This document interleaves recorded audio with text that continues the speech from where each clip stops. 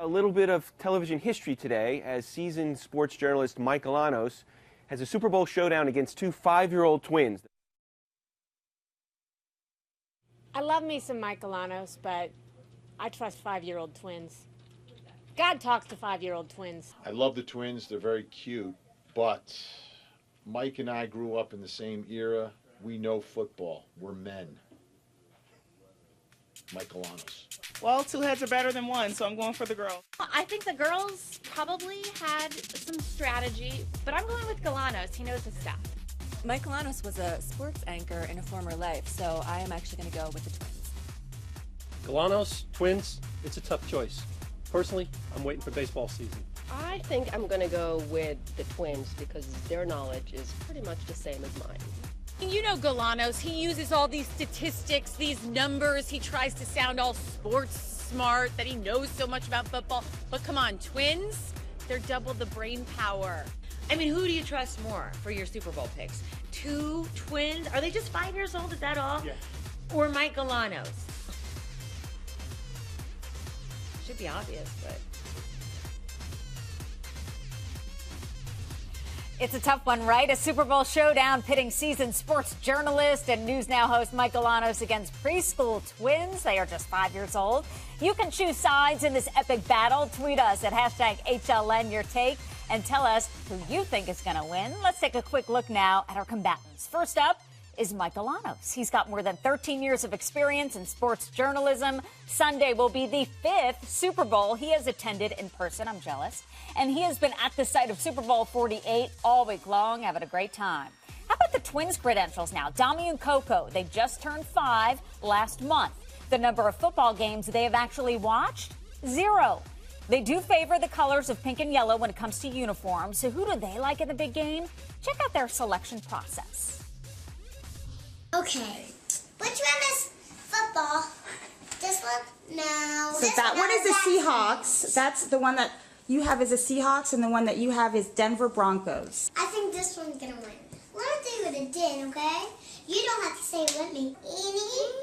Eeny, meeny, miny, mo.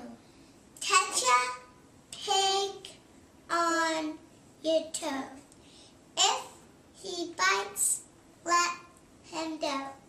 Eeny, meeny, miny, mo. Donnie, it's this one. So which one is it, girls? You got to pick one. That one. So it's the Seahawks. It's the Seahawks. Wow. Nice to meet you. All right, it just doesn't get cuter than that, Mike, does it? Pretty convincing. And Mike, you're trying to stop these twins, right? Oh, I cannot compete with that. Eeny, meeny, miny, mo. All right. How can you go against the? I love the twins.